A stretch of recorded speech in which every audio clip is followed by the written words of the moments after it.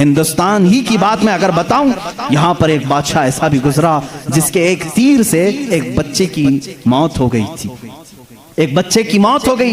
عورت جو بچے کی ماں تھی وہ مقدمہ کر دی چیف جسٹس کے پاس۔ اس وقت کے جو چیف جسٹس تھے قاضی سراج الدولہ، انہوں نے طلب کیا بادشاہ کو طلب کیا، اسی ہندوستان کی بات کر رہا ہوں۔ عورت ایک جگہ کھڑی ہے، وقت کا بادشاہ ایک جگہ کھڑا ہے۔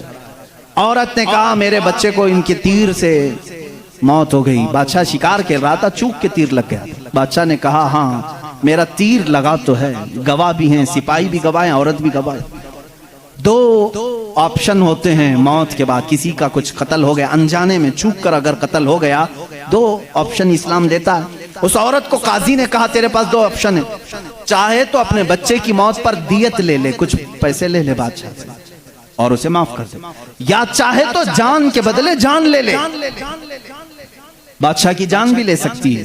قاضی نے فیصلہ سنا دیا، یہ نہیں کہ بادشاہ کو چھوڑ دینا ہے، دونوں آپشن عورت کے اوپر۔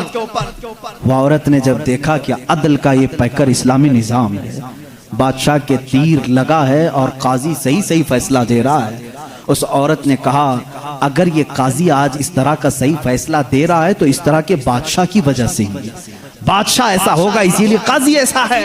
اس عورت نے کہا میں اس بادشاہ کی جان بخشتی ہوں، میرے بچے کے لیے جو دیت بنتی ہے وہ بادشاہ مجھے دے دے۔ بادشاہ نے جتنی دیت بنتی تھی اس سے زیادہ اسے دیا، اور جب یہ معاملہ ختم ہوا تو بادشاہ قاضی کے پاس آیا اور اپنا جبہ کھولا، اس میں خنجر تھا، خنجر نکالا، کہا قاضی، وہ اس وقت کے سپریم کورٹ کا چیف جسٹس تھا، قاضی بادشاہ کیا کہتا جانتے ہو؟ مجھے جب پتا چلا میرے اوپر مقدمہ ہے اور مجھے معلوم تھا میرے تیر سے ایک بچہ فوت ہوا ہے، میں آج کورٹ میں آ رہا تھا، میں ساتھ ہی خنجر لے کے چلا۔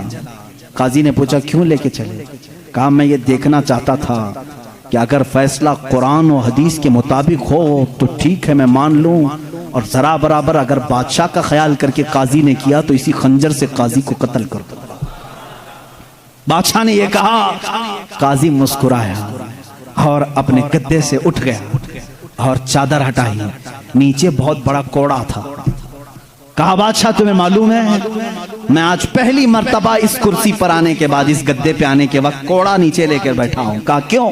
کہا میں نے اسی وقت طے کر لیا کہ بادشاہ کو کٹہرے میں کھڑا کروں گا اور فیصلہ قرآن و حدیث کے مطابق سناؤں گا، اگر بادشاہ مان لیا تو ٹھیک، ورنہ میں اس کوڑے سے اسے منواؤں گا۔